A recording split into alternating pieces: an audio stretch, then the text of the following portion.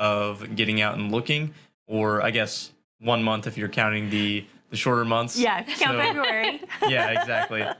So great job, guys. You continue to impress not only me, but everybody else in the office as well. So keep up the great work.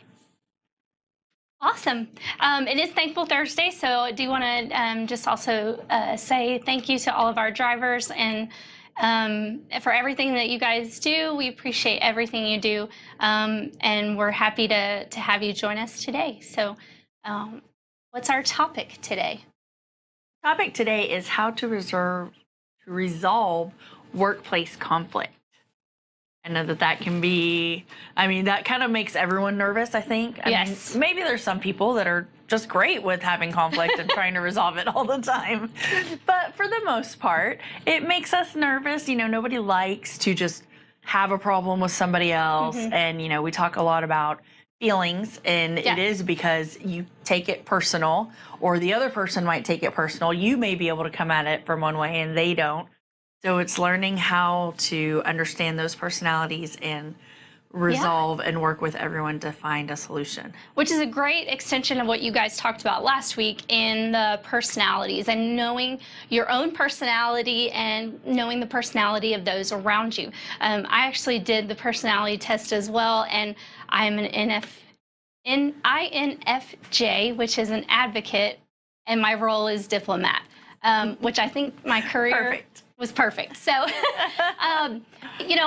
me generally, my own personality, I really, I like for everybody to get along, Mm-hmm. and I also am accepting of conflict, that's a normal and healthy thing. And it's actually in the workplace a good thing because it sparks innovation. Not everybody thinks the same way, and you have to have different people to have different thoughts and ideas. So, and an extension of that is that you are going to have different personalities, and it results in different conflicts of all types. Yes, yeah. It's almost kind of like in life, like you kind of learn the most when you make a mistake, right? Absolutely. Like if you never have made any mistakes, you don't really know to be open to other things and find different ways of doing things. Yeah, and a lot of times we think of both of those things as something that is negative. Mistakes Absolutely. and conflict are seen as these negative kind of monstrous things, and they're not. Everybody's going to make a mistake. Everybody's going to have conflict.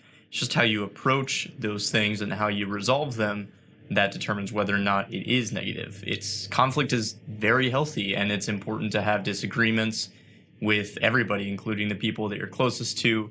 Anybody in a relationship knows that. You're going to have times where you disagree, especially in the workplace, whenever you don't exactly get to choose who you work with. You just kind of have to simply go for it. There's going to be conflict, and if you approach it with a perspective of wanting to solve the problem instead of placing blame. Yes, tossing blame and letting your emotions get in the way of being able to solve something, then it creates a better environment for everybody. Very Absolutely. true. Heck, I have disagreements with myself all the time. Well, it happens. And the nice part is when you're in an environment, either personally or professionally, and you feel comfortable having that conflict, that's even more so a good thing, because that means that that the other person accepts that you're coming from a place of improvement, that there is going to be conflict, and at the end of the day, you're both going to be on the same page. And what happens and what makes people uncomfortable is when that conflict, you don't know, you have that uncertainty. You don't know how they're going to react, or you're not sure if you're going to hurt their feelings, or, it's just something that people avoid, that confrontation. Like you said, most people don't like confrontation. Yes. That's okay. I don't really know anybody who likes to get in fights. I don't know. Yeah. Try to avoid those people. Maybe my husband. Right? But sometimes they make you think, like, really? Maybe. Yes. But speaking of, there are some personalities where you're going to work with someone where they are just, a little hostile, a little standoff. That's just them. And so it's going to be an awkward conversation. Yeah. And how do you approach that? When you've got those people that the personality, you've figured it out, but you just know it's not going to be pleasant no matter what. Yeah, and you know, the thing about that is, and you're 100% right, those are the types of situations that are not necessarily scary, but super uncomfortable. But the thing is, you have to address it. If you let these things build up and you don't address it, and it's unresolved, it actually causes, you know, internal turmoil within yourself. It also actually causes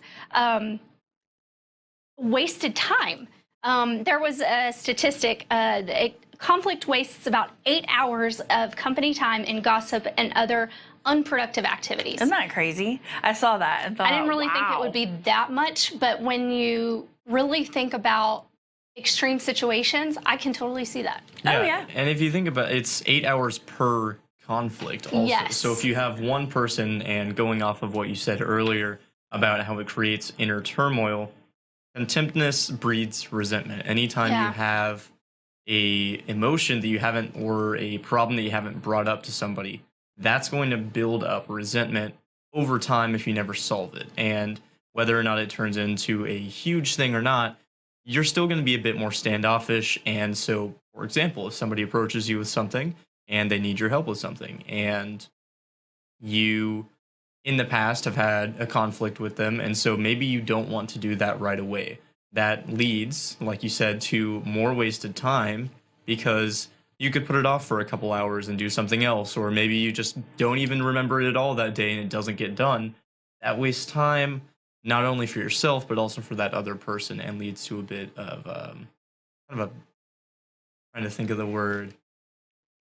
Yes, it wastes time. Let's just leave it at that. Let's leave it at that. And then they're going to feel a certain type of way about you, right? Because they were coming to you for the help or whatever, and then you blew them off, but they didn't really know why. And now they have a way that they're feeling about you. Yes. So then it just creates more and more chaos.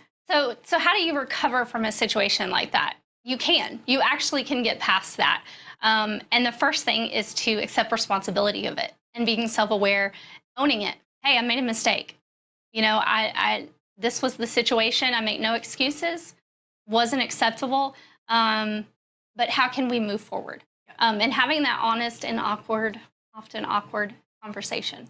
Well, because we can all do that, right? I mean, we can be so willing to help, and it's not even, sometimes it could be, you don't even have a problem with the person, but you're in the middle of something. Yes. Or you're so focused on it, and you're working on it, and somebody comes in, and, you know, it breaks that focus, and you might look up and kind of have an irritated look, or like why are you bothering me? Yes.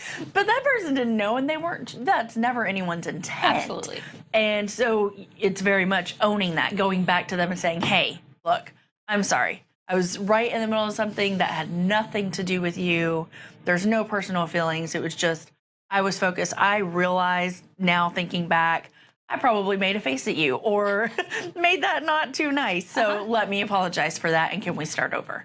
And, you know, I think a lot of times, probably more times than not, people respect that. When you own you own your weaknesses and you own your mistakes. I made a mistake a couple days ago, yesterday, owned up to it, and shared that information. I didn't really need to, but I felt like it was important to the rest of my colleagues to know that, hey, I screwed up and this is why. And I think that's important. I do think that you, for future situations, that kind of gives you a little bit of reliability and credibility in that. Definitely. And I think, you know, it goes back to, we're all human. And it shows everyone that human side. Like, oh, you know, anybody can mess up. Nobody's without fault. And, you know, I really do like that, where not everyone had to know about it, but it does make people give you a little more respect, because they're like, hey, I know that I could trust this person to not throw me under the bus, or, you know, place blame if they make a mistake, they're going to own it. And I really like that. Well, and then the other part of that, and really the whole purpose of it, was so that we can all work together to prevent that from happening again. You know, that's something that's more important than anything else is, you know, when you resolve these issues, you're resolving them for good. You know, you're resolving it for future potential problems. And you have no idea how many things you might prevent because, you know, the team will then think back, oh, hey, this happened and this was the mistake and here's why. So we don't do it again. Exactly. Yeah, because if only you know about it, no, you know, that scenario may happen Again. few other times and nobody knows. So you've just saved so much time and everything going by back to that 8 hours of wasted time. Now we have time to do other things. Yes, exactly. And even in a personal situation, if you come into something and sometimes our initial reaction is not always great. If something bad happens, whether it be us making a mistake, usually us making a mistake, that initial reaction might not be the best. And if there's somebody around you who gets caught in that crossfire, it's best to be like, hey, listen, I know I messed up. I'm sorry if I lashed out. Sorry if, you know, when there was help extended, I tried to just like push it off or something. And then maybe in the future, whenever a situation like that happens again, whoever's with you will understand that maybe that first reaction isn't what you're intending. It's just freak out mode, and right. then hey, I had a moment. Circle back. Had a moment. Have a moment. Yeah, and Yes. I'm guilty of it. Everybody's guilty of it. yes. Everybody has those times where something happens, and I won't go into specifics because, you know, it's kind of a general statement. But if something happens that is negative, maybe your first reaction is not always positive to that, and so that may come across poorly to other people. And so you just need to have that conversation of, hey, I'm sorry. I'm aware that I did that. Let's move on from here. And it's important to reiterate, it's about the approach, you know, and it's about how you handle those situations. And at the same time, be understanding and acknowledge that at the end of the day, you may not love each other. Yep. But you're going to resolve the problem. You know, that awkwardness is now no longer an elephant. It's been addressed. We've talked about it. We can move on from it. So that's also part of it that people need to be understanding of, is when you have those conflicts, at the end of the day, it may not necessarily make the relationship better, but it, you know, in the workplace, that professional relationship will be better. And that's the most important thing. Yes, and just having that mutual respect for each other, right? Because like you said, you may not like each other. You don't have to, you know, be best friends, be buddy-buddy, but you do have to respect everybody's position and that you are working together, and that is what you have to do every day. You're going to be around this person all day, every day. Might as well make the best of it. Absolutely. Definitely. Agreed. And really, conflict is just a sign of collaboration. And so if you are trying to work with somebody, you're going to have to eventually have conflict of some sort. And again, it doesn't have to be negative. But I was reading some of the situations you guys were putting forth, and one that struck towards me was, say you're frustrated with somebody who keeps sending you messages super early in your shift, right? So for a driver, that could be 1 in the morning, that could be 1 in the afternoon.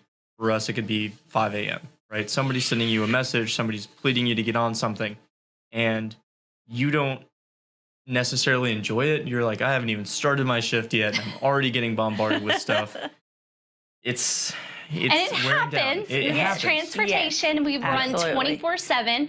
So there's somebody always working. Yes. Yeah, and where let's pretend I'm a driver. Definitely not, but let's pretend I'm a driver, right? And I'm starting my shift at 7 a.m. I'm starting my drive time at 7 a.m. And my DM is working, and they are in the middle of their shift. Say they got here at midnight, and they're on the tail end of their shift. So they're probably tired, and they're sending a flurry before they have to, you know, clock out and go home. Where I am just starting, somebody else is just ending. And so that translation doesn't really work very well. And so I may be frustrated with that. And so the best thing to do is just, again, go to the root of the problem and be like, hey, is there any reason why I'm getting all these messages at once this early in the morning? Is there any reason why? Like, are you frustrated with me because I'm not responding to you? What's going on? And figure out a solution that works for both of you. If it's a time problem, then try and schedule a time. Be like, okay, I know you get off at this time. Maybe I can work my starting to that time, or maybe send it to me way earlier so that whenever I wake up, I'll get to that, but not like right before I start, kind of thing. I mean, granted, I don't know the relationship between a driver manager and a driver, so that's different, but yeah. Well, but yeah, it's finding that, like you said, finding that right time, because you may be seeing them and taking it so personal. Like, why? Okay, now I feel like I've got to answer all this right now, and they're always, so urgent. Da, da, da. And once you talk to the person, they may be like, "Oh no, that was just when I had time, and I was running out. I thought I needed to. So I thought I would just send them to you. But if you can just send them to me by the time I start my shift again, that's good. Like, I don't need an immediate response." And then, so here you were not liking this person. You're like, they're so demanding. They want all these things. And then it was just an easy conversation of, no, just respond when you can. This is just how my brain processed, and I wanted to get it to you before I forgot. And that's part of it, is like communicating that effectively. That's twofold. Number one, when they're communicating and saying, hey, I know you don't start until 7, maybe doing one message instead of 5, maybe whatever it is, maybe you need to, there's other solutions for that. So maybe this DM can relay those messages to another DM who can then wait until that driver starts or confirms that they're awake and then can send it over. There's all these things that you can do, but it starts with that communication and making sure that one person is saying, hey, there's a problem here, because avoiding that conversation and just dealing with it is only going to present further conflict. Yeah. And it also has to do with the relationship between the two parties. Because I know, at least in this specific situation, sometimes I'll send a flurry of texts to somebody, but it depends on who that is. If I'm talking to like Chelsea, yeah, I'm going to send like 4 or 5 texts if it's just coming up in my mind. I'm like, oh, hey, by the way, this. But if I'm talking to somebody professionally, I'm going to try and prep that all in one message or one statement and be like, hey, this is what's going on. Here's what you can do. Here's whatever applies to that situation, and send it as one as opposed to 15. Because then I'm not necessarily as close with everybody I work with as I am to, say, my parents or to my close friends or anything like that. And so you don't want to be sending an annoying amount of messages to somebody as opposed to just yeah, you're right, why not? But yeah, sorry. Also knowing how the other person likes it as well, right? Because I know that I can send 15 text messages to David, and he's like, why are these all broken up? I'm like, well, because if I send you one big message, then he's like, oh no, I didn't read that part of it.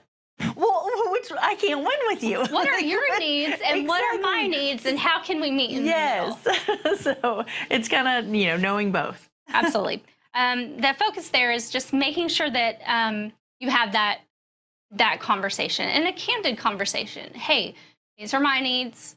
This is what's happening. This is how I'm taking it. What are your needs? Why is it that you're doing these things? Maybe we can come up with other solutions so that you can still get your needs met, but then you're also being considerate to me. Yes. And that actually, especially with what we do every single day in transportation, we have to keep those things in mind, because our drivers work 24/7. Some drive at night, some drive during the day, some drive on the second shift, some drive early in the morning. Making those habits of checking to make sure they're not in the sleeper berth or they're off duty or whatever, making sure that we're being considerate on our side. And at the same time, the drivers making sure that they're communicating with that DM when they're working, or however it is that y'all need to bridge that gap, because we are essentially in long distance relationships. True. Well, and if everyone approaches it as a what can I do for you, or what can I help you with situation, then that would help resolve a lot of conflict. Yep. Because you're not coming to anyone as this is what I need. I. And so the other person's like, it's always about them. If every single person would be like, hey, how can I help you? What is the best way that you communicate? What do you need from me? Then they're telling you, and then they're going to turn around and say that to someone else. Okay, then they're saying to the next person, What do you need from me? So if everyone's asking that of each other, then you know what those person's needs are and what works best for them, and that can help you. And sometimes these smaller issues are actually symptoms of bigger problems, or can be. Not always, but they can be. Or they can turn into bigger problems. And so it's important to address these small issues that might, I'll just, it's not that big a deal. It's fine. But then maybe there's another conflict and another conflict, and they just continue to build on one another. So it's important to, like you said, approach it from the standpoint of, what is it that you need from me? How can we get to the root cause of the issue? And how can we move forward? Yes. Because it's always about the solution. It's never it's never about blaming someone. It's about acknowledging feelings. Perception is so much more important than the intention. Yes. And that's important for people to remember. We often forget that. I had good intentions. I was really trying, but it came across another way, and it's the perception of that other person. And so if we're considerate of that and we're mindful of that, the rest of it kind of falls into place. Yep. And I think we've talked about that before too, right? And it's about how the person feels and validating that feeling is legitimate, whether you meant to make them feel that way or not. That's how they felt, and you need to acknowledge that and just, kind of listen to that, being mindful of it. And I think you also have to be aware of how you feel in that situation too. Because a lot of times we will, at least certain personalities, certain people will only acknowledge the other person's feelings and not necessarily take into account how they felt in that situation. That's such a good point. And That's so a really if good you point. don't see how you're feeling and you don't take time to pin down what that feeling is and Where it's coming from. Exactly. Untangle where you're at in that conflict or where you're at in that relationship or whatever in that situation, then it becomes harder for you to perceive how someone else is getting your message, I guess. So if you're trying to say something, but you don't know where you are, then the other person's definitely not going to know where you are. You have to be grounded and you have to be able to acknowledge yourself prior to going into a situation so then you can acknowledge that other person as well. Yeah, because that probably starts to build up some resentment on your end, right? Because then eventually you're like, well, they never care about how I feel. Like, it's just about them, and, I'm just sucking it up over here. Exactly. So that is true. Like, getting your point across as well. Validation is always the word that I go back to. Is everybody's feelings about a situation are valid. There's no right or wrong when it comes to feelings, and so that's always a weird part of conflict, and the part that you have to be understanding that nobody is wrong with how they're feeling. That's never a right or wrong situation, and so there is that dynamic of conflict that you have to be willing to address separately from the problem. You can still address the feelings and validate those feelings of both yourself and the other person, but understand that that is separate from the actual problem. And if you, generally, when you resolve that problem, you're resolving the root of those feelings. So, and the root is really what you want to get to anyways. Like if it's one thing that has bred all these other conflicts, then it's the first thing that you need to go to figure them out from there. And I think the word validate is good for feelings, but I feel like a lot of times it kind of almost sounds like they're right or wrong. I like to think of it as whatever you are feeling right now is your natural response. You can control your emotions outwardly, but whatever you feel immediately, that is your natural response. So whatever you are feeling immediately is natural, and that is that. And I think you can validate other people, but you have to be able to accept your natural response to things. Agreed. Yeah, I like that. That's a good point. I think one of the things that people ask a lot of is, what are the actual steps to address a conflict? regardless of what it is, we've talked about a couple of different scenarios, but who do I go to? Who do I go to? What are my tools? What are my resources? Yes. Like, do I just walk up to the person and just start talking? You're like, hey, meet me in the parking lot. Yeah. No, don't do that. Don't do that. Don't do that. Use your words, not your hands. Yes, 100%. The first part that you want to do is make sure and organize it in your own brain.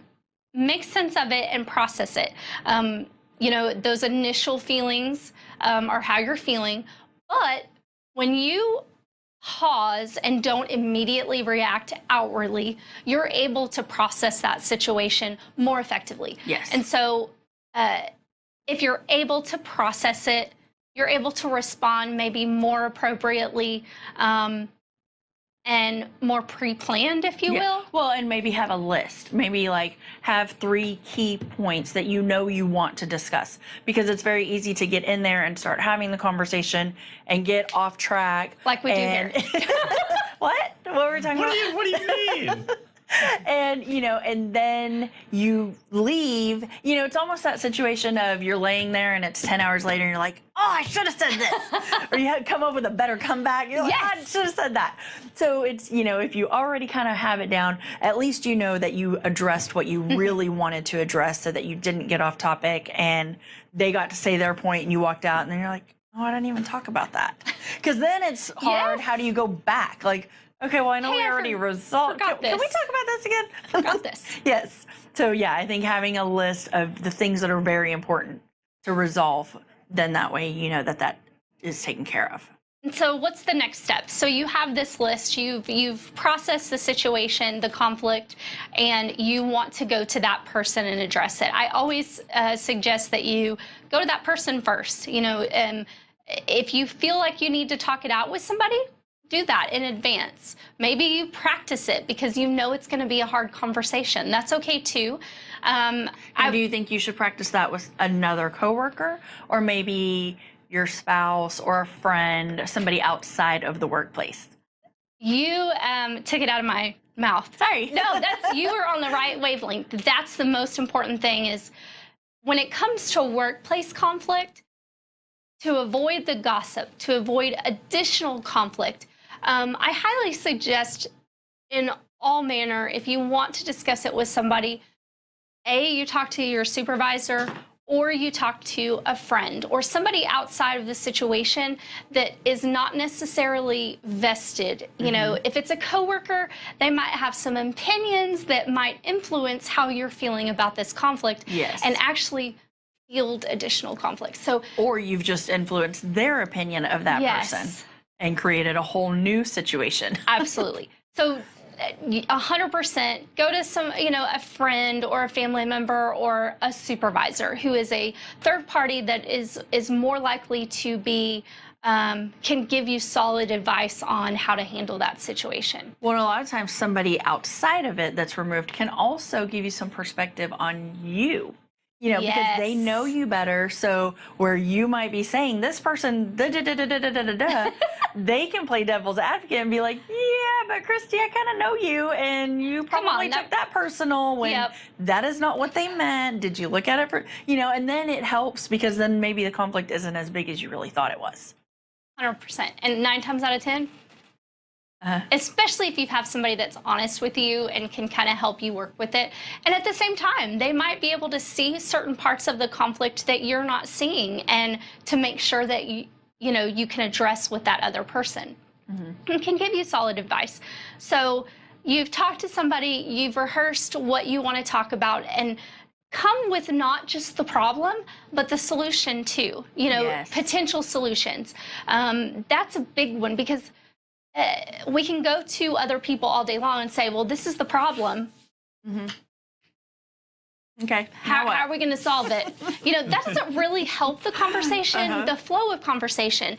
But asking those questions, when you go to have that conversation, have some questions that you want to ask them, some things that you want to make sure to address, as well as potential solutions that you can see. And that will actually help your conversation be more successful. And finally, going to that person and saying, hey, Christy, can we talk later today? Oh yeah, what about?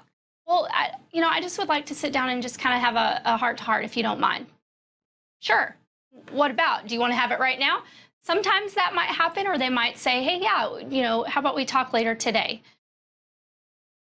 When you actually sit down, making sure there's no distractions, that you can focus on one another, that you're not in the middle of other things that could be influencing your active listening, which we've talked about before, and just approach it. Be candid. That's always better than being, I hate the word sugarcoating. I don't, be honest about it. Be candid and upfront, because that's how you're going to get to a solid solution.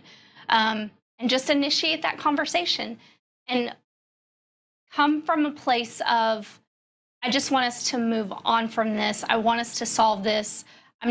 It's not your fault. It's not my fault. Let's just try to get to a place where we can move forward from this. And timing is everything, right? So maybe also think about when you're asking them to have that conversation. So you might get a better response from somebody on a Friday afternoon, because people have kind of checked into weekend mode. They're kind of happy, like the work week's coming to an end, versus first thing Monday morning when they've got 5 meetings they've got to go into. They've just looked at their email and their voicemail. You may not get the best conversation out of them at that time.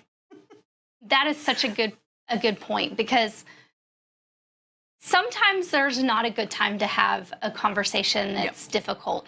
So as much as you can, that would be ideal, is to make sure that other person is in a good state of mind. I think also on the flip side, and this might not be super relevant, but I did get this told to me from a management professor. He said the worst thing he did in his, I think it was like 30 or 40 years of being a manager, was fire somebody on a Friday, because then all of your employees have the weekend to discuss it and to think about it and to be like, wow, man, they really just sent him home on the ruined Friday. his weekend. Yeah, ruined his weekend. And then everybody comes back, and then the whole next week is dealing with that. So and because you kind of left it open, right? Because nobody really discussed it, like it just happened, and then you're back, and they're like, now do we talk about it? Do we not? And so maybe certain conflicts might be, like you guys said, might be better discussed earlier in the week or later in the week, depending on the severity and what might be impacted on that or by that conflict, I should say. Yeah, sure. And on the flip end of that, if you're the person getting fired, you may appreciate being fired on a Monday versus a Friday. Like, why did you make me work all week if you're going to fire me anyway? Now you have all week Might as well to just do it go. Monday. I had all week. Yeah. And now you have the entire week to go look for jobs. Obviously, we shouldn't always be talking about firing, but, certain things need time. Yeah. Yeah. Well, and speaking of, so we talked about how to approach the person. What do you do when it's not a coworker? So say it's your supervisor, and you're not getting along, you're not really sure, or it's their personality, that if you go to them, or you feel, you don't know, you feel that if you go to them, there's going to be like fallout or repercussions, or they're going to hold it against you in the future. So the general answer is that you would want to go to someone else to help you facilitate that conversation. It doesn't mean that you won't have that conversation. It just means that you have to go about it a different way. As it pertains to BCB, we have an open door policy. And if there is a problem with a supervisor or an immediate, lead or someone, and you don't feel that conversation, you're just uncomfortable with having that conversation to the point where it's just, I'm not going to have that conversation. That's where you go to another member of management and say, or HR, obviously, and say, this is the situation. How do I go about this? It doesn't necessarily mean that other manager is going to go on your behalf.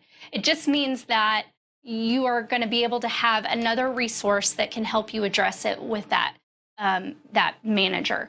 The other part of that is we have some pretty incredible managers. I'm going to say every single member of leadership in this company all has the same goal, and that is to support our employees and drivers and independent contractors to be successful.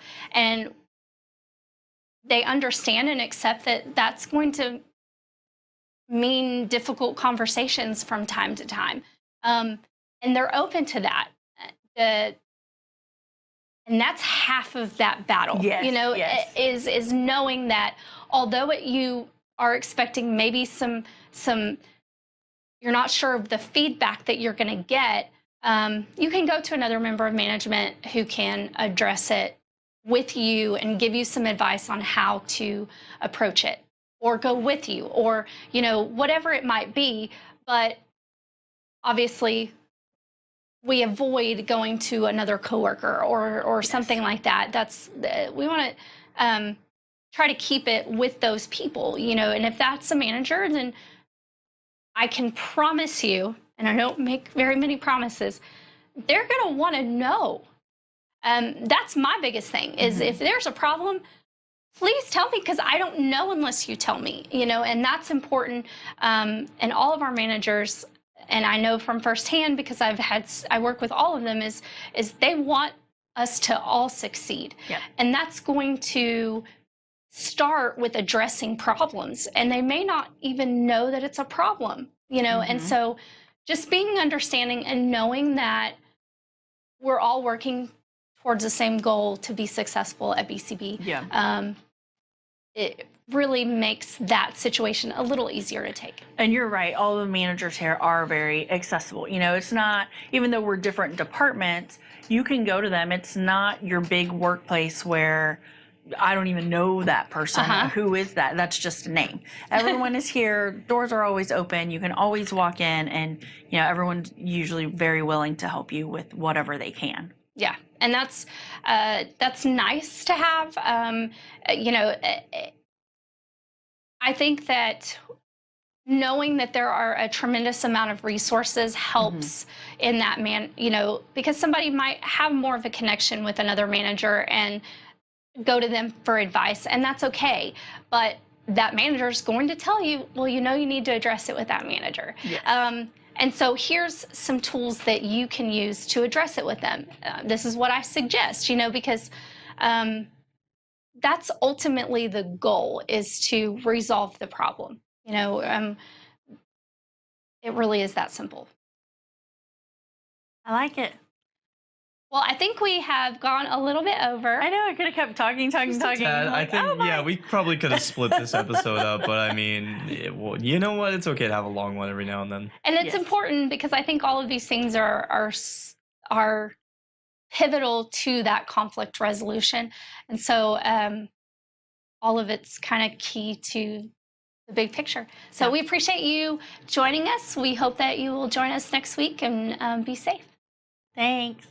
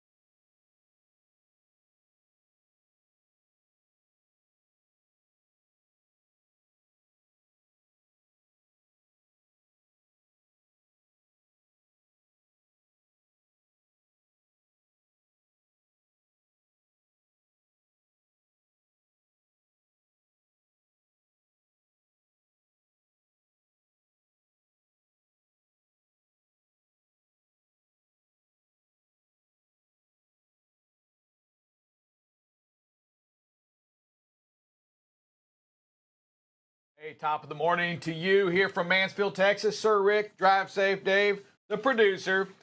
Drive Safe Dave, 6 days of driving safe, but more importantly, we are in the 40 range now for getting out and looking. Setting a new record and in uncharted territories. I'm a little nervous right now. You know, we've gone a little deeper. We're in that water, and you know what? We're going to keep going. What y'all have done to get it through this weekend is phenomenal. And we just got to remember one thing, Drive Safe, and that's just to get out and look. That's right. It's that simple. It's sometimes it's hard, especially when you're tired. You got to put your shoes on. You got to get out. You got to walk back there. You got to look. You got to set the brake. Put your flashers on. Do everything you can, but you know what? You're doing it. It's obvious that you're doing it. Where we have never gone this many days before, so it is apparent that you're doing the hard work out there, making it happen. Continue to do so. Continue to keep the streak. And I'm telling you, if you get out and you look every time, you're not going to be running into stuff. Yeah, I mean, we're not that much further away. Think about it. We're 40 days of get out and looking. If we can now just cut out the accidents, we're at 6, and all we can do is 24 hours a day, right? Yes, sir. You know what? Payroll's going to go down here at BCB. I don't know what Paul's going to do. I don't know what claims. Richard's going to do. Hey, Bob, I'd start worrying too. Hey, you know what? But safety's what we do, and safety's what we need to continue to do. Continue to practice the BCBs of trucking. Continue to get out there and being safe. Everything you do, every time. Hey, happy Victoria's Day to you, sir. Victoria's Day. It is Victoria's Day. Do you know what that's in celebration of? No, I do not. Mr. History? I'm sorry, I'm out. You caught me. I knew you wouldn't know that one. I could have put money on that. It's from Queen Victoria from Canada, hey? Queen Victoria from Canada. Yes. Okay, why don't you help me out here? Queen Victoria from Canada. That's all I know. That's all I know. But it's more than you knew, and I'm not a history buff, but yet here I come again, just doing a little bit of homework, getting ready for things, trying to improve upon myself, and I found that out today. Hey, Phil Mickelson. Hey, for the old folks out there, I'm one of them, over 50. Phil became the oldest player to win the PGA, to win a major. To win a major. You know what? Front page Wall Street. Yeah, the old guy went out and did it. Right? The old guy went out and did it. He made it happen. And you know what? He looked good going into the final round. He looked good, looked solid, and he went all the way to the end and made it happen. Unbelievable. Yeah, we got wars going on and ceasefire going on, but you know what? Front page right here. Old man took the front page of the Wall Street. I love that. You know what? It gives us older guys That's right. that hope. That hero. We can still hero worship the old guy. We can still make sure that we, appreciate the old guy. Watch out for the old guy. I know. He's not, might have one more in him. It's kind of like, sometimes when the old man also has a kid, we're like, yeah, but he did it, though. I wouldn't want to trade places with him. But you know what? Negative. He did it. Okay, I got it. But no, I mean, good stuff. I'm excited for him. And you know what? He was 300 to 1 at Vegas to win that. I bet he's not 300 to 1 going into this week. No, he was 1,200 to 1. He was 300 to 1 to win it on the same day. But to begin the PGA, he was 1,200 to 1. I bet it's changed this week. So 1,200 to 1. What is it going into next week? No, it's probably not changing. I mean, he's still 50 years old. Yes, we get lucky every once in a while over 50, but at the end of the day, don't put your money on the 50-year-old. Hey, it was so. Then baseball had their headline too, right? The 20,000th player to go through the major leagues. Who cares? Yeah. Is that all you got, Major League Baseball? That going all the way back to 1850 or 1860 or something. It just shows you how much turnover they have. Think of how many players play in a season. I mean, they go through them. Sometimes you're there to pinch run, and you're back out. Right. Yeah, to make matters even worse, it wasn't even anything too crazy. It was the backup catcher for the Seattle Mariners. So nothing too crazy either. It's not like, the pitcher's coming up on the block to throw the 20,000th pitch. No, it was just the backup catcher had to run the bases. Called him up. He got to be, so he's listed. Hey. I mean, that's just a statistician Only one that knew that, Newark. But you know what? They actually cheered for that in Seattle. I guess that kind of, you know, is that what's going on in baseball now? We're cheering for I don't know. for turnover. Rangers swept the Stros. Rangers swept the Stros. I saw that. The Rangers are hot following being losing 3 out of 4 against the Yankees. Yeah, I saw that too. I was actually at that game. I'm not gonna lie, I did leave before the Rangers actually ended up winning. We saw. You were Hey, at the game? I saw the grand slam or the almost grand slam that got the Rangers up on the Astros. Though it was a good hit. What But is an almost grand slam? What does that consist of? Almost over the fence? it was almost. It hit the wall. It hit the wall, and there were bases loaded. The ball hit the wall, at almost going over. But 2 hitting the wall. RBIs. Yeah. Hey, drive safe. I don't know if you saw that or not, but the feds are starting to. They're going to put a study together on those mirrorless cameras. You know, on the mirrorless. You mean the cameras that are mirrorless? Take the place of the mirrors, whatever the heck that's called. They're inside the cab. Here you go. You got a picture of it right now. The rear view mirrors. The study, though, is really to say hey, it's those and not the other ones aren't required, right? Yeah, this is the study that actually removes the side mirrors from the side of the truck and replaces them completely and 100% with these screens. Yeah, so it tells you that, you know what, in a couple years it'll happen on every truck. I think they're going to see, man, they're pretty safe. Drive safe. We have a couple of vehicles that don't have that, but are running a different system, the Netrodyne system. What are you hearing on those? You know, the drivers that are using those now and use them regularly. They do say that they still look. You know, they still take a look at the mirror because the mirror is still there. But they are using the screen, especially in nighttime viewing and during like inclement weather. That you just get a little bit better image of what's going on back there. So the cameras will allow you to do a bunch of different things that normal mirrors won't. Normal mirrors will get dirty. Normal mirrors will fog up. Normal mirrors will or get wet and make it hard to see or stuff like that. And these cameras come with special lenses, special stuff that make it better. And they also have nighttime vision. And I'm thinking not only this, but they're going to have. I foresee it. They're going to have intuitive cameras out there as well, letting you know how far back things are. So I have a question then. Are these cameras going to be located on the inside of the truck, or are they going to be out? No. They have a little. What they do is, and we've seen a test vehicle. They have a small mount that sticks out instead of the big mirror that drags wind on the side. These have a small mount that come out just a little bit, like that stick out about 6 inches and then point backwards. And then get a bigger pan of the area. So they're less drag on the wind. They can save on drag and stuff like that. So, and they have forward facing, side facing. Yeah, I mean, everybody, listen, at the end of the day, it's the camera's going to, they're all going to have their own design where they want to mount it at right now as we begin to kind of enter into that. On the ones that we have, though, Drive Safe, where are those mounted at?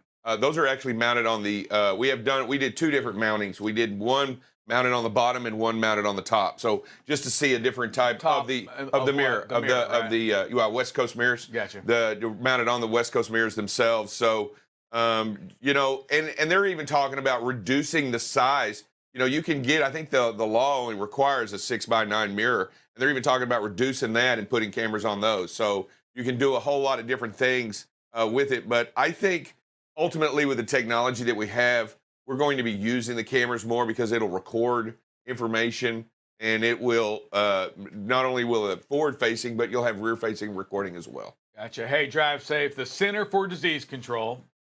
Again, I'm going to kind of throw this out there, put this out. And this is regarding the chickens. With COVID came a lot of people having chickens in their backyard. Here we go.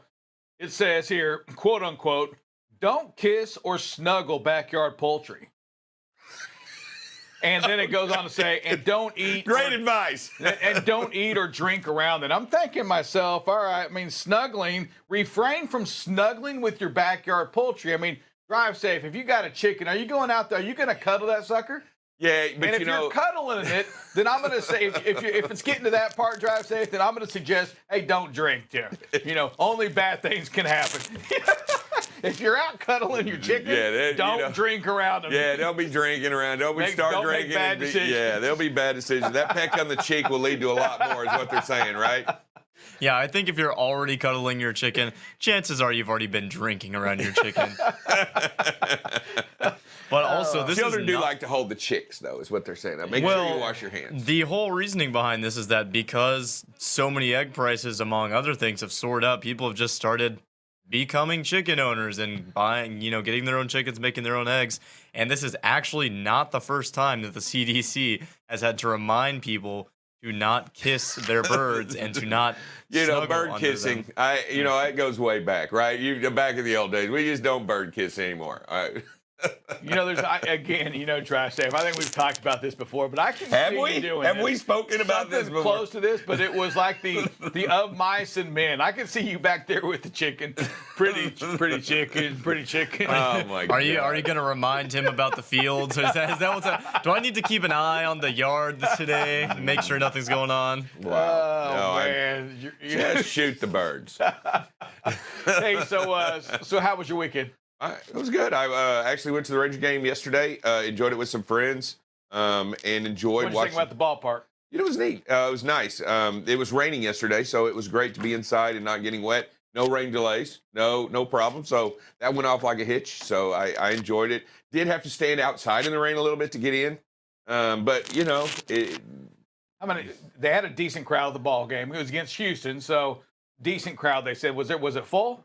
Every section had people in it, and it was normally when it's not a very big game, you can see sections with nobody in it. They had every section had people in it, and I wouldn't say full. Like I think the day before they had 38,000. I think yesterday was not quite that many, but they had a big house.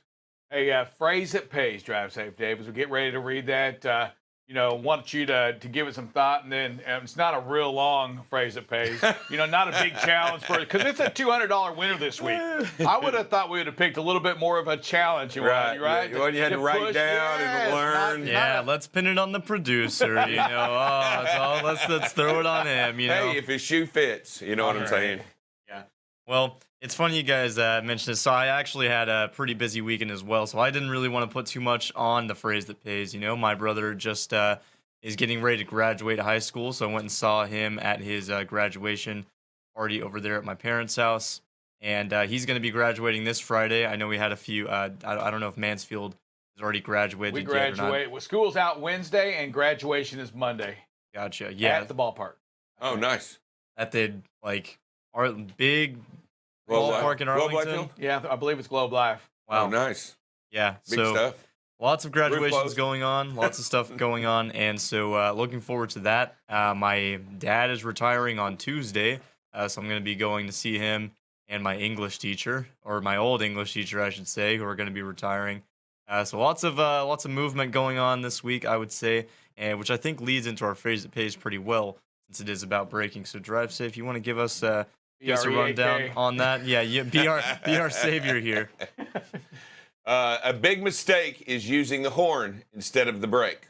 One more time, sir. A big mistake is using the horn instead of the brake. All right. And now, what does that possibly mean? Do you not honk? I mean, what if the chicken's in the road? Slow down. Chicken's in the road. Slow down. And you really slow down for a chicken? But you can slow down, for a chicken. but you have to ask, why is that chicken crossing that road? But no, the idea is this: it's sometimes when people get on the horn, they do that with not thinking about what's going on around them. They think that they're entitled to go first, they're entitled to move past, they're entitled. But a lot of the times a horn can be used. But I think the phrase, what it really, really means is slow down. Slow down when you move through those crowded areas. Give that space that's needed.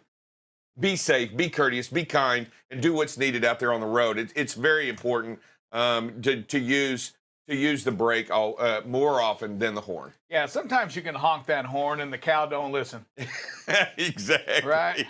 Daniel. Daniel. Hey, so Daniel ran into. So how did that happen? Did you see it?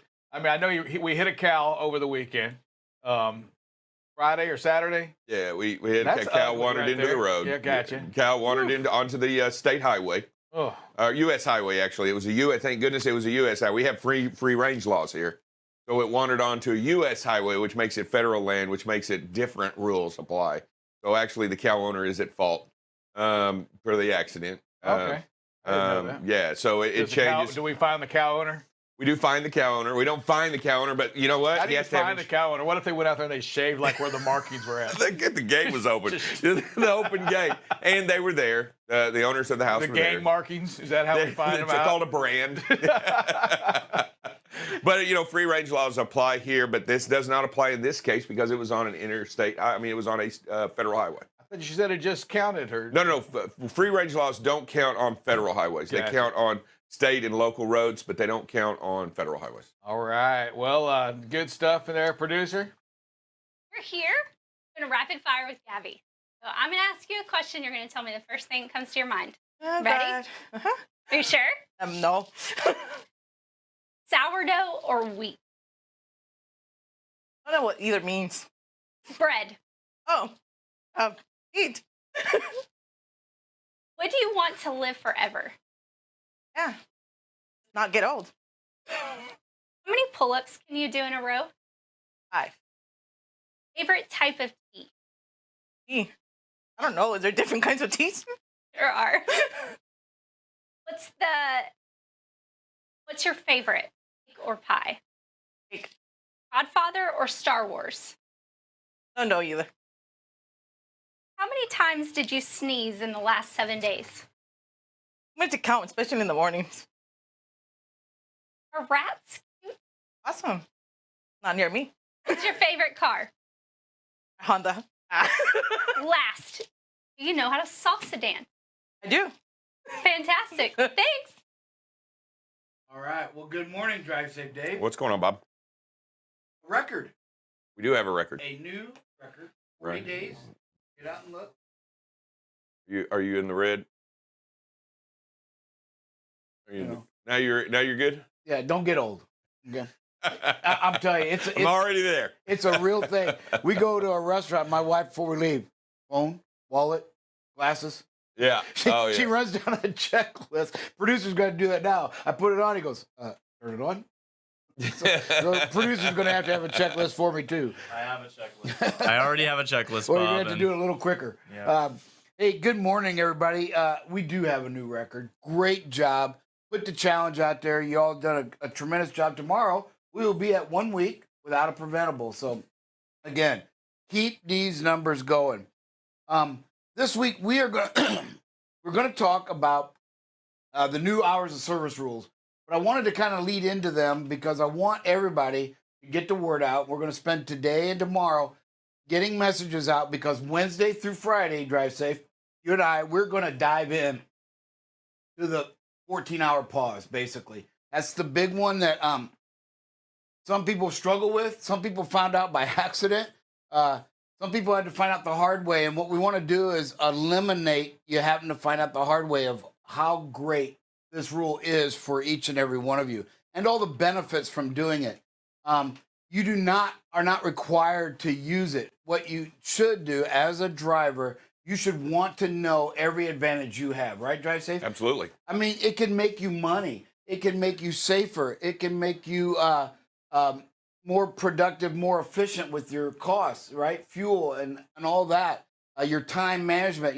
We're constantly reminded by our drivers that, hey, if my wheels ain't turning, I ain't making any money, right? And this is a way to do that, to make them wheels turn when it's feasible and more productive to do so.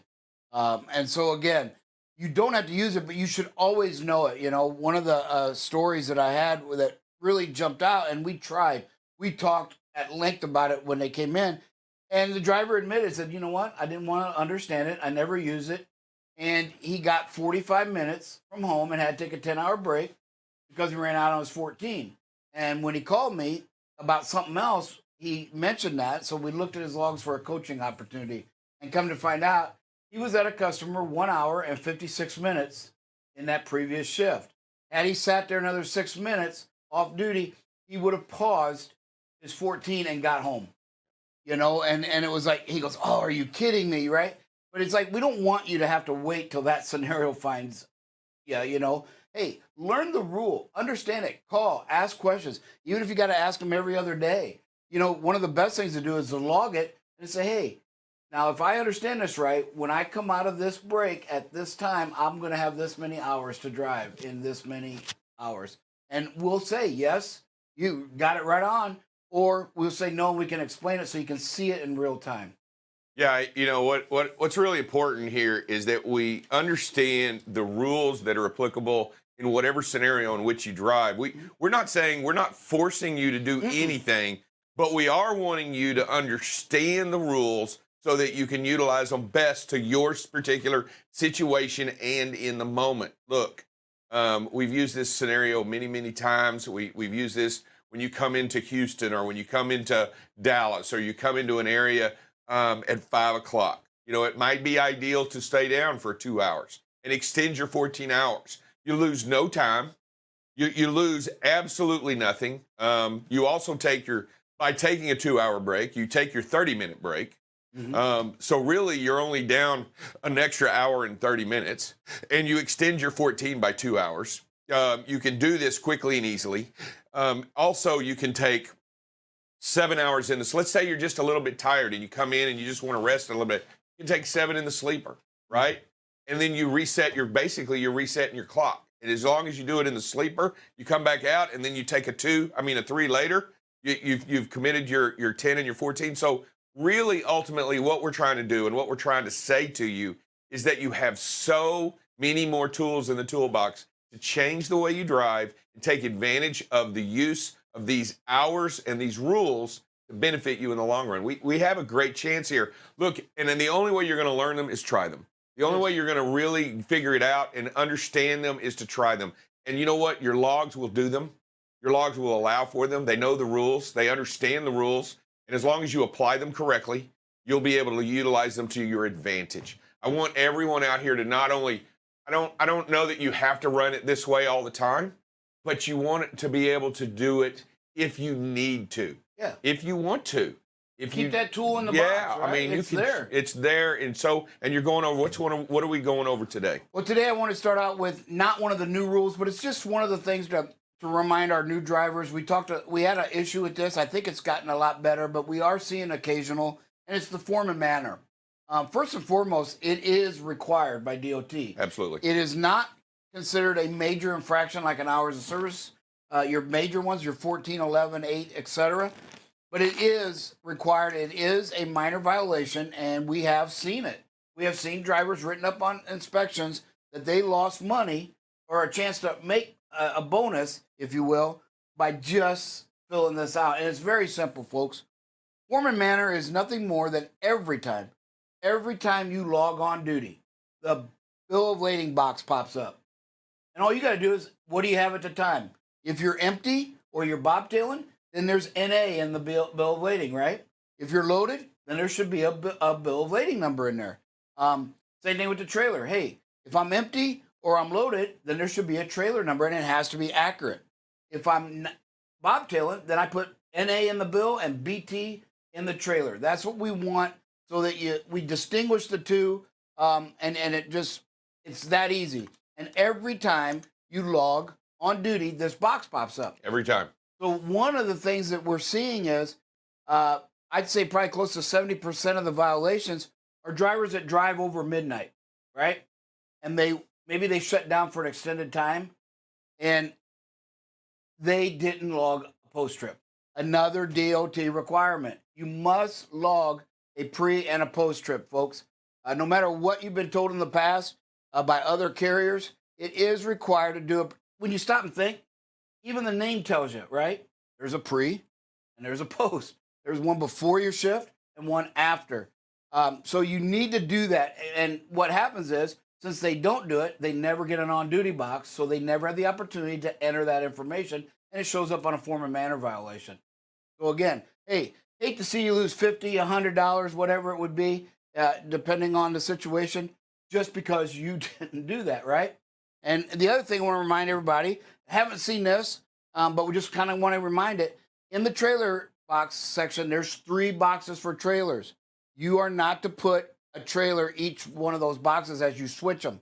Them are for doubles and triples. So you need to back out that first trailer and put the new one in there when you change trailers. Now, I have not seen the DOT write us up for this, But when you stop and think, in reality, they could write you up for false logging, because if you have 2 in there, then you're telling them that you're pulling doubles and you're only pulling a single. They have never done that yet, but we don't want to give them the opportunity. Maybe they just haven't figured it out. But we know certain states, man, they can be just really hard on us if they find a way to kind of nitpick at us a little bit. So don't give them the opportunity, folks. But again, today we're talking about form and manner. Every time you log on duty, it comes on. So, one of the analogies I use in orientation, hey, if you start from this yard with a loaded trailer, you're going to back under it and do a pre-trip, right? So you hit on duty, put the trailer and the bill number in there. 2 hours later, you stop for fuel. You hit on duty. The same information pops up. That's what you still have, so you don't have to do anything. You get to the customer. You arrive yourself, so you hit on duty. You still have the same equipment. Now you go drop that trailer, and you're going to pick up an empty. As soon as you back under the empty, you're going to hit on duty because you now got to pre-trip that trailer, right? Now you have a different trailer and it's empty. So now you back out the bill of lading number, put NA, and you back out the trailer number, put your new trailer number. So it's always, what do you have at the time you hit that on duty button? That's what you should make sure is in that box. Yeah, it's that simple. If you were filling out a paper log, you would do the drop down line and you would fill it out. Yes. And you would fill out if you were changing trailers, and it's the same information. Absolutely. It's just like you're doing the drop down line. It's just like you're putting in the right information. And you know what? If you don't put something there, if you leave it empty, we see it, right? Yes. It comes out as an exception, and we know that something's wrong, that something wasn't filled out. But if you put the wrong information in, we don't see that right away. Because it doesn't come up on the report. So, there's a couple of things also in form and manner, I would put certifying your logs. Yes, that is considered form and manner also. Yeah, so you got to make sure that you always certify the previous day's logs before you leave out. Otherwise, you don't have a log for the previous day.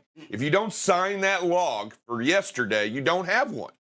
You don't have one yet. If you don't sign them for 2 days out or yesterday or what have you, you don't have a log for that day yet. That log does not exist, and therefore you are in violation for not running under logs. So you've got to be careful. You've got to make sure, just like Bob's talking about, form and manner. And I think one of the first things you do when you log in the morning is make sure you certify yesterday's logs, because you want to make sure that you had one for yesterday. We tell them 3 things you must do before you ever put the truck in gear.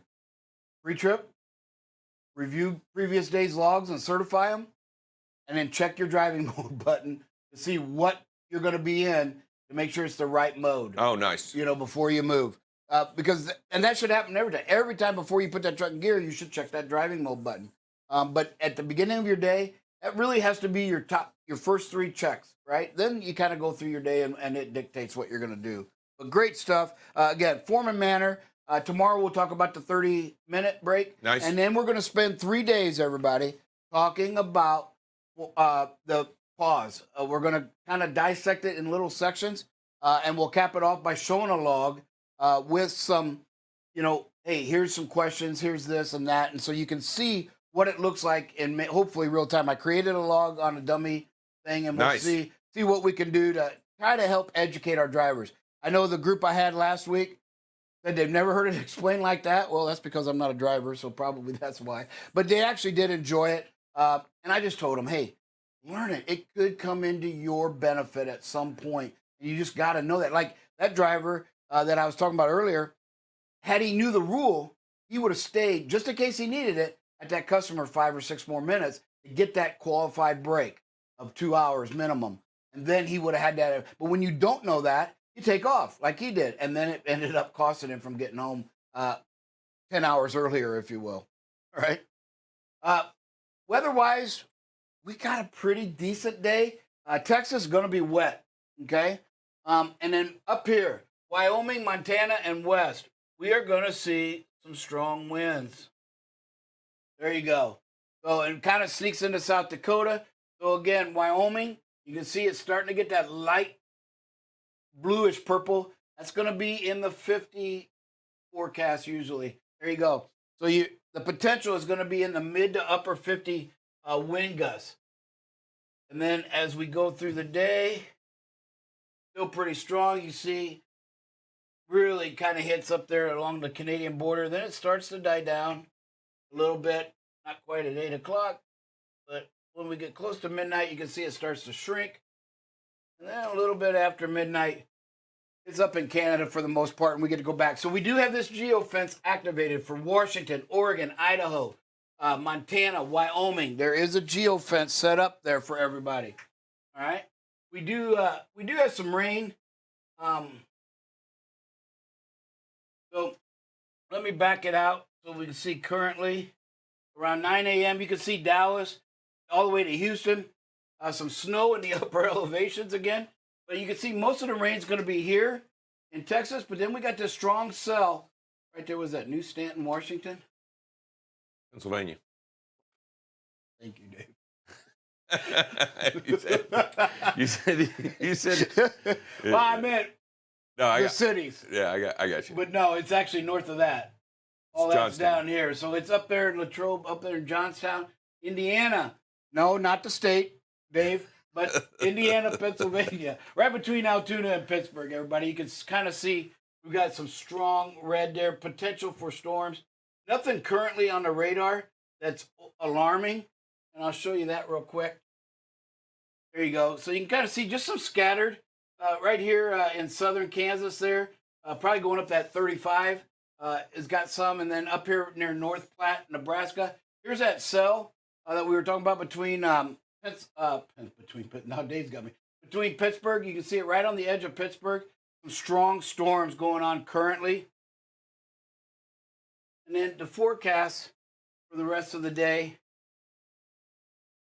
is mainly you're going to see Texas. It's going to some strong storms going to pop up Houston. Pretty much all of Texas is going to be rainy and wet. Moves down here into Cumberland Gap area a little bit.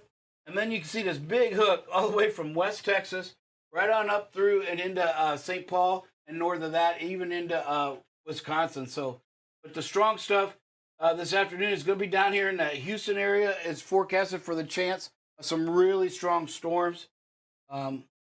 Just kind of going to go through all night. You can see up there by the Dallas area. It kind of shrinks an area, but we still have some activity. And tomorrow, when you wake up, we got right there was that Texarkana area, 30. So again, we got some storms. Nothing in the tornado type situation. It doesn't look like, but they are going to be strong. A lot of water. I think I heard on the report that some guy drowned in high waters here in the area over the weekend. So hey, folks, don't drive through that water. Turn around, don't drown, as the saying goes. Louisiana got hit hard last week. We got a lot of rain, and we're going to get more this week. So Texas is going to be under some flash flooding. The interstates are usually pretty good. You just got to watch these secondary highways. And we hit the cow on the secondary highways, right? These rural highways are very dangerous, not only with flooding, but with apparent cows getting out, right? All right, who we got, producer? Yeah, well, we actually got two here. So first of all, Tommy Jones had a question regarding a few things we were talking about before the videos. He was wondering, what if you have an empty and you're dropping a trailer in a new location and you don't get a new bill number? What about that situation? You can use your load number if they're both going to be loads, and because we do, and we're going to talk about that. But one of the things that you can do, that's a great question, Tommy. Hey, sometimes you have to create your own bill of lading, right? Drive safe. Well, sometimes you'll get a piece of paper and you'll have the bill of lading. It'll have a shipment number and it'll have a IQ number and it'll have an item number and it'll have like 19 different numbers on there, and not one is designated as a bill of lading number. So what you can do is you can create your own, and as long as you write it on the logs and you write BOL number and you identify it, you can put your load number. And you can put any number you want, but I would suggest your load number, because that way when you transflow it or when you send it in, it already has it on there. But you can, as long as it's written on the bill and as long as it matches what's on your log, you're good to go. That's it. All they're wanting is load identification. Correct. And you've done that.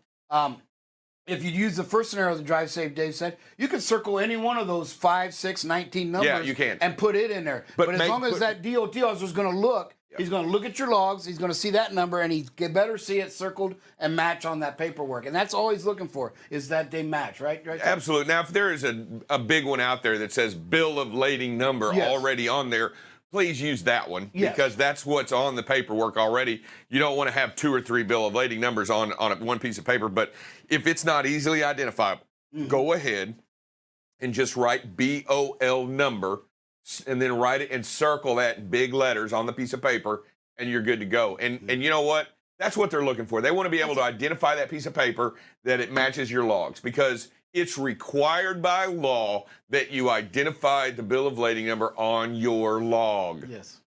Thank you. Great question. Who else we got, producer? Yeah, we got Jeff Marsh. What do you got for us today, sir? All right, Daniel Bass. What do you have for us today, sir? Did you get any hamburger? Did you get any hamburger? No, I didn't. Well, my wife said I was disrespectful because I got home and had roast beef. I thought that's kind of funny, but yeah, it was a holy cow moment when all of a sudden, out of the darkness, appears a cow coming across the street on you.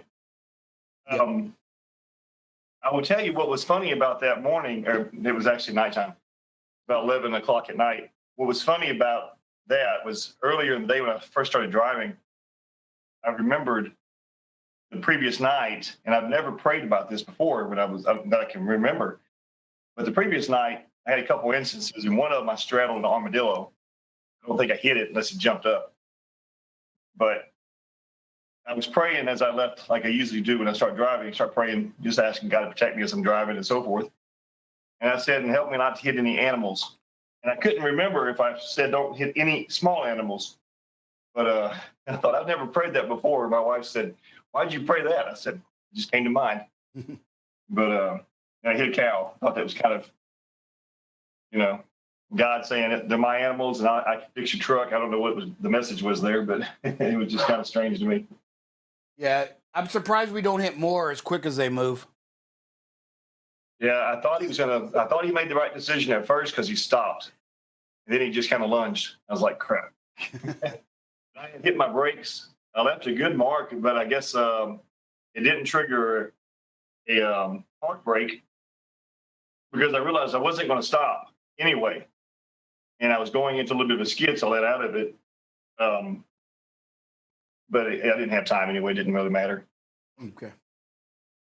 Well, we're glad you're all right, buddy. Oh, yeah, be dangerous.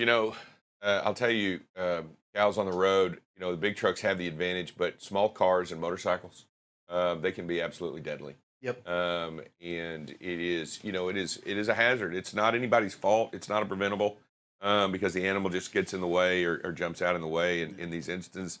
But thank goodness Daniel's okay, and truck can be fixed. Yes. Right. Truck can be fixed, and and I'm just glad that nobody was hurt, and nobody was around when it happened. So I think everything turned out okay, and we can fix the hood, right? Mm-hmm. Those things can be repaired. Yep. Who else we got, producer? All right, we'll try Jeff Marsh one more time. What do you got for us, sir? Now can you hear me? Yes, sir. What's up, Jeff? All right, okay. So I was, for some reason, when he muted me a while ago, it wouldn't unmute itself. Anyways, so since we're in inclement weather still, I want to bring something up. It kind of happened this weekend. So, like, NASCAR was in Austin this weekend at Circuit of Americas as a road course.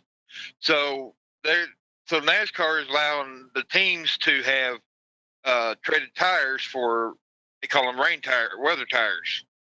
So on that backstretch that they have, there was a lot of water on the backstretch and other stuff.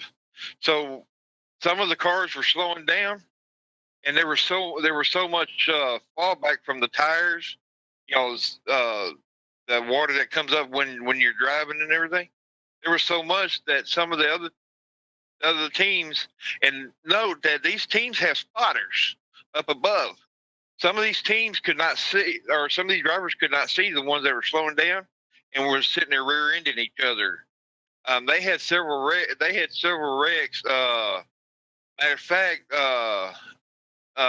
Cole Custer went he what they call submarine.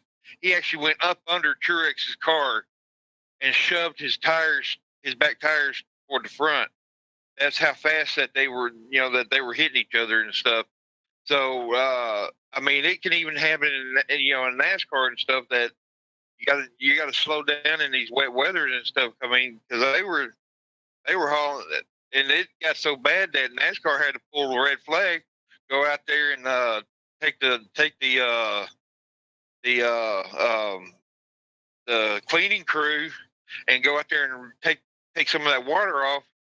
It was still wet, but they had to take the standing water off because they could not control these cars and stuff like that. And I know they're not going as fast as they would be on an oval, but still they're going a little bit faster than we would.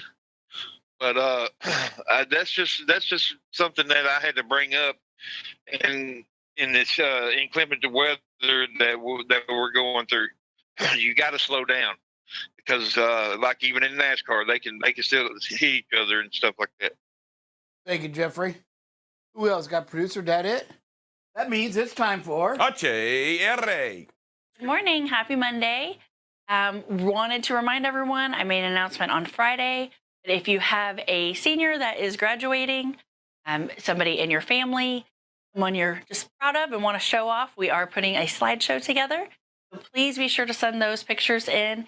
You can send them to BCB Live or send them to my email at christy.self@bcbtransport.com. Please do that by Wednesday. No more than 2 pictures.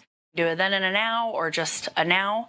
But please send those. We would like to showcase all of them. Tell them congratulations. And today we have one anniversary, and it is for Marina Serrano. She is celebrating 5 years with BCB. Thanks for all your hard work, Marina. We really appreciate you. Everyone, please wear those masks, wash your hands, use that antibacterial. Stay safe. Thank you. All right, everybody, and welcome back. As always, on a Monday, we are celebrated by having Magic Man Matt in the building, right? Yes, sir. Good morning. Good morning. Glad to be here. All right. Hey, you know, we were listening to Jeff talk a minute ago, and you were sitting over there and listening. He was saying that they go a little bit faster than we do. Yeah, the NASCAR NASCAR goes a lot faster than we do. They don't go a little faster. They push it. What is it? They asked Dale Earnhardt, does he get scared going around the track? He said, if you're not going fast, if you're not scared, you're not going fast enough. Exactly. Right? So I mean, getting it and going. I mean, they go fast, and I will tell you, I am now a celebrated NASCAR ride. I mean, you did go around the track. I did go around the track. How fast did y'all go? 180. You know, the crazy thing about the track is when you're a spectator and you're just watching it, you don't realize how big the banks are or how steep they are. How steep they are. Yeah, you don't really realize that till you sit in the car and you're like, God. Oh yeah, and you know what? You're glad they're steep. Yeah. You almost wish they were birded like this at the very top, so that there's no way. Because you're going around there and you're wondering, is that rubber going to hold going around that? Because you are matched up against the side of the door. You're in that, you know, you're strapped down. Big harness. Even your helmet's locked in. I mean, everything's locked in. Did your car ever get squirrely or no? No, he never got squirrely. That dude knew what he was doing. I mean, they weren't pushing it. You How know what fast I mean? did you say? 180 on the straight. Actually, confirmation here, it was 165 was what the allotted max speed was whenever Hey, you don't guys kill were- my day. Don't kill my. You just ruined his fish story. You just ruined my whole story over there. It felt like 180. Okay, I'm just telling you. But on the straightaways, now on the slope, they weren't going that fast. But I'll tell you, it was a lot of fun. They'll pin you to the seat. I will pin you to the seat. Yeah, 165. Have you ever been that fast? Anything else? Oh yeah. I was on the Autobahn. Yeah, I went that fast. Oh yeah. What kind of car was that? It was a Ferrari. I didn't drive it. So you rode with somebody? I rode with somebody, yeah. Oh. I was young. I rode with somebody. They said, you want to go? I said, yes. So how was your weekend? What'd you? I went to the Ranger game yesterday. Did you? I went to the Ranger game yesterday. They had the top open or no? No, it was raining. I'm It was raining. They closed the roof. It was raining. But it was fun. We won in extra innings. They swept the Astros, didn't they? Yeah, swept them. It was a lot of fun. So I enjoyed myself. Worked a little bit on Saturday, worked a little bit on Sunday. But other than that, I did a couple of things for my wife around the house. And I got no pass this weekend from her. So this weekend, I'm in the process of moving. And, this weekend, it's funny. how much stuff you have. Oh, it's not funny. It's sad. No, it's funny at first. But then it's sad. Then it starts to get sad. Then you start to get aggravated because I had bought a new jigsaw a couple years ago. Right. And I've been accusing my dad for the last 2 years that I let him borrow it, and he went ahead and brought it back to me because he's got the same one I got. I've done that. So this weekend I found mine. Buried It's under up in the shelves. Yeah. And I was thinking I had to call him. Hey, I'm sorry. I found my jigsaw. He said, "Did you think I was lying to you?" I said, "Well, I just wanted to apologize." But I feel guilty because I really did think you took it. But I found so much stuff this weekend. It's just, it brings back the hoarding shows. As much stuff as I've found this weekend. Okay. Well, there's a big difference. I mean, there's a lot. I mean, there's so much. And my nephews are over here helping me, and my sons, they're like, "What is this for?" And I'm like, I really don't know. I don't know what that's for. Just throw it away. Yeah. Like, you want to keep this stuff? No, just chuck it. Let's just get rid of it. Right. You know what? I have no idea what it is. We collect. I think we are we collect stuff. We just naturally collect stuff. We just don't throw stuff away. And my wife tells me, she's like, if you don't use it in 2 years, what do you need it for? I said, whoa, that doesn't apply to tools. No, it doesn't. You never know. You never know with tools. I mean, that doesn't apply to tools. But clothes, things around the house that you like that. Why do you hang on to picture? I mean, like old picture frames of stuff that's not really of any family member. Why do paintings that you don't hang up? Those need to go. And there's stuff that you collect. I'm telling you, I'm just saying, I have stuff I need to get rid of bad. I mean, and I put stuff, I have the biggest attic in the world, and now it is gathering things, and it's making me mad. I don't go in the attic. So I don't. It's scary to think what's up in there. No, I sent the boy up there to do that.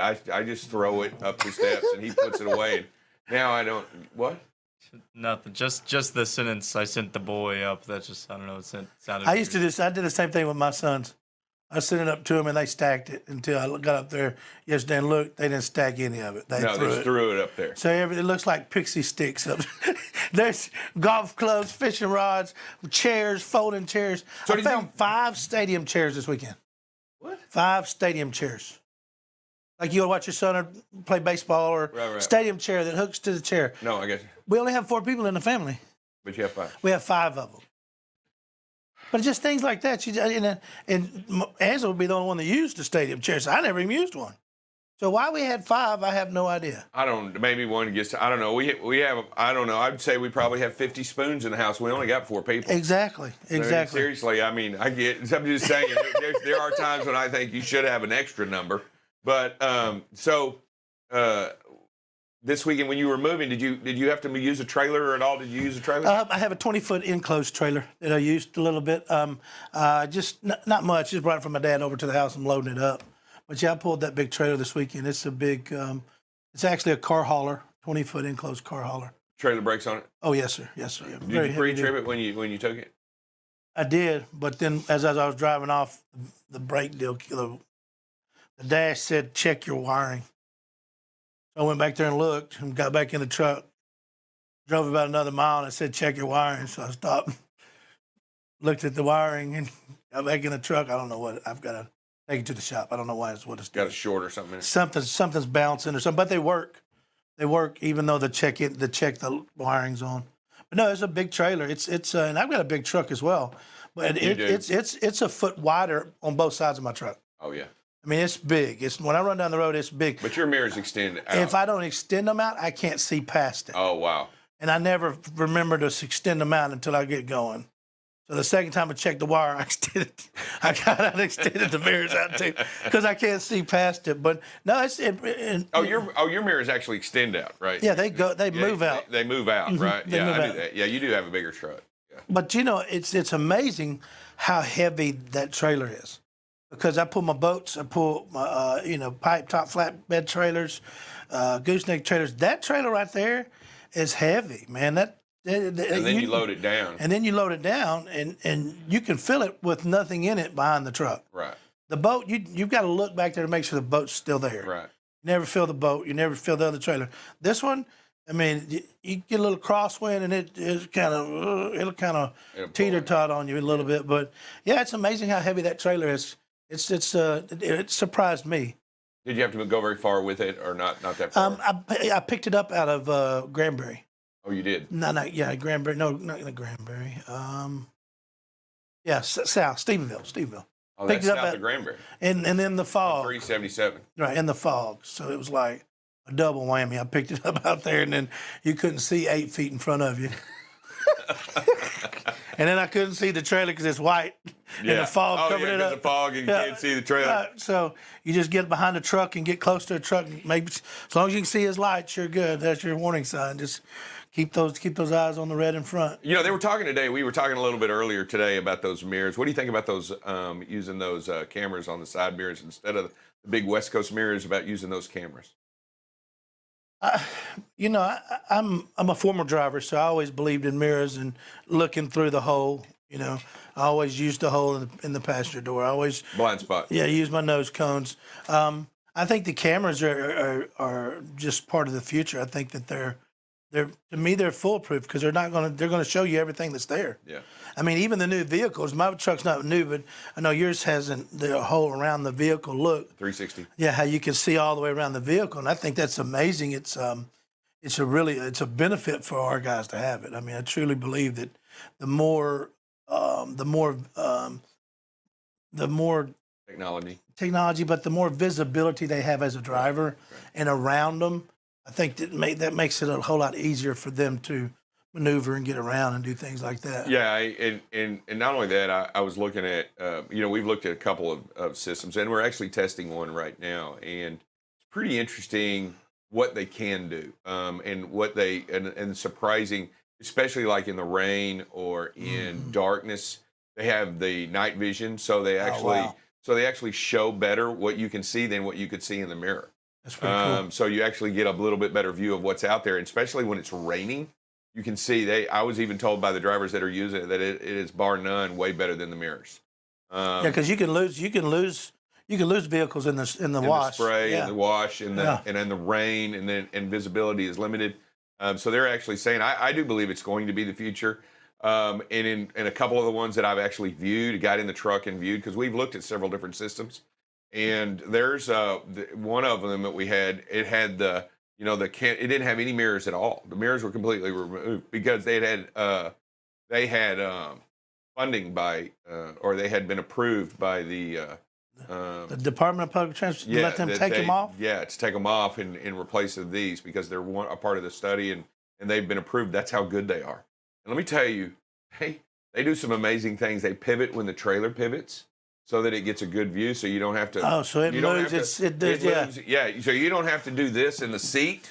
Or open the door. Yeah, or you can actually. It's got a dial. You can actually move the camera out, so you can view everything you want to view. That's crazy. No, I've never seen that. It's pretty neat. It's got some neat stuff. There's technology's coming for the driver and to help benefit the driver in all ways, and not just that. I think everything that we can do to make it safer for the driver makes it a better deal.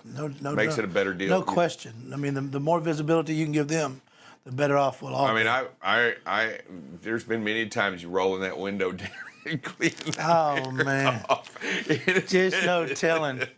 There's no telling. Yeah. And then the other good things when you're going through southern Louisiana and Mississippi in the spring and they hit the love bugs and they just go get in you don't want to hit the windshield wipers, but you've got to. Oh my goodness. Yeah, so no, I definitely that would be the cameras on like the new vehicles I've set in, if they could do that with those semis, that would be just amazing. Yeah, so there's a lot going on, and I'm glad that the FMCSA is doing a study on that, and the government's actually working to find out if that's going to be in place. I'll tell you, I think it'll be better for not only for big trucks, but it'll be better for all motorists. Everybody, yeah. If that can be applied in people, and it have in-screen viewing. Like heads up, and that way you're not doing this all the time. You're not looking behind you. You know how you always have to check your blind spot, even when you have mirrors. These allow for that. They don't allow for any blind spot because it takes a more panoramic view. So you're not limited by blind spot, and it's pretty incredible. That's awesome. And it has intuitive. They're actually going to put brains on them and stuff like that. So Good stuff, man. And what do you got planned for today? What do you got going on today? Today, just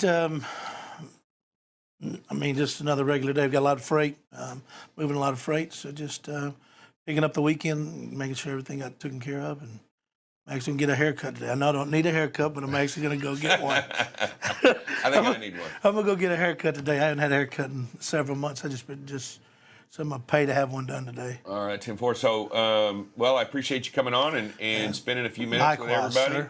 Do what? Said likewise. Yeah. I enjoy Come on, Monday. spend a few minutes. I look forward to Mondays. All right, let's go ahead and close with a quick prayer so that we can get out of here and start our week off right, if you can. Dear Heavenly Father, we gather before you on this Monday, on this wonderful of days, to be with you and to thank you for all that you have given us and all that you do for us. Father, we ask today that you give us the chance to be safe.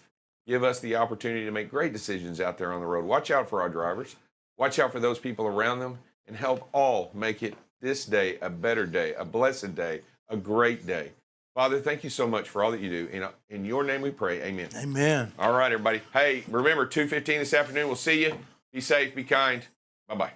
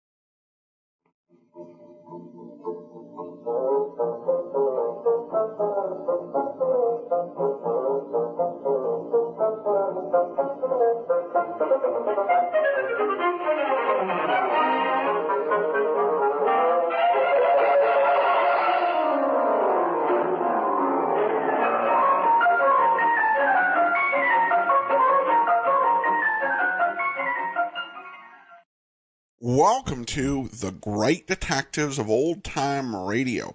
From Boise, Idaho, this is your host, Adam Graham.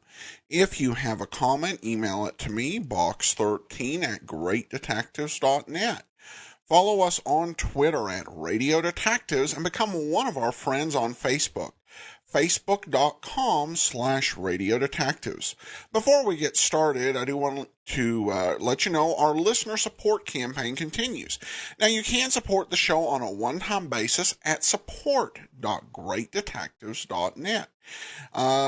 And you can also become a Patreon supporter, supporting the show on a monthly basis with a donation of $2 or more. And I want to thank Brian and Shane for becoming supporters at the Shamus level of $4 or more a month. And that is building towards our goal of doing a summer podcast series. This series would be different from our normal podcast, and there are many forms it could take. We could do the comedy series, It's Higgins, Sir, or the radio version of Green Acres. Or we could take a dramatic turn and do Orson Welles' presentation of Les Miserables, and would all be up to our Patreon supporters. So, and we'll do that if we get up to $600 in monthly pledges before April 1st. So you can support that effort, patreon.greatdetectives.net. Last year, we brought you Hearthstone of the Death Squad. And while it wasn't many listeners' cup of tea, it was very popular at the time. And just like today, when a program is popular, there's generally a counter-programming done. For example, when Survivor started the reality TV craze, you had a lot of programs following suit on other networks. And this is what we hear here. ABC Mystery Theater was ABC's attempt to counter-program against CBS's series and to capture that audience that the Hummert program had appealed to. And this does appear to have been a New York origination with Robert Carroll, who was best known as a Broadway actor starring in ABC Mystery Theater as Inspector Mark Saber of the Homicide Squad. The series actually ran for 3 seasons, and we have 3 episodes from the first season with Carol, and then 1 episode from the second season. So let's go ahead and we will take a listen to this episode. It's actually the second overall episode of the series.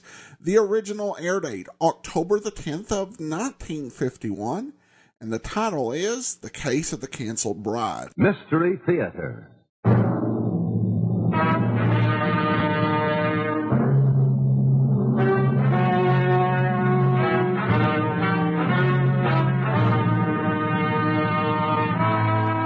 Mystery Theater presents Inspector Mark Saber of Homicide in The Case of the Canceled Bride.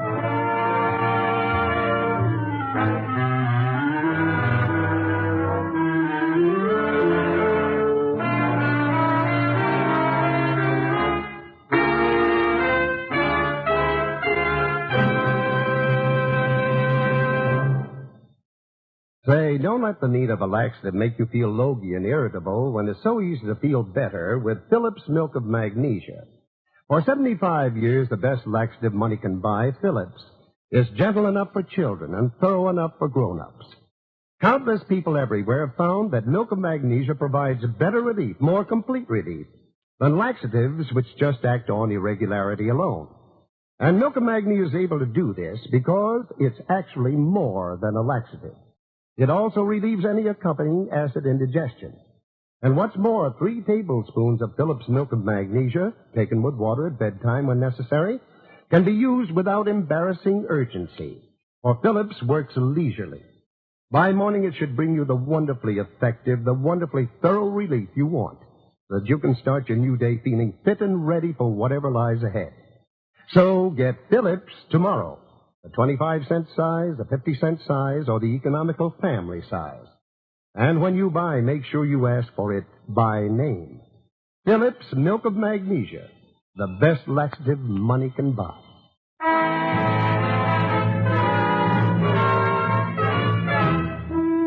And now, The Case of the Canceled Bride.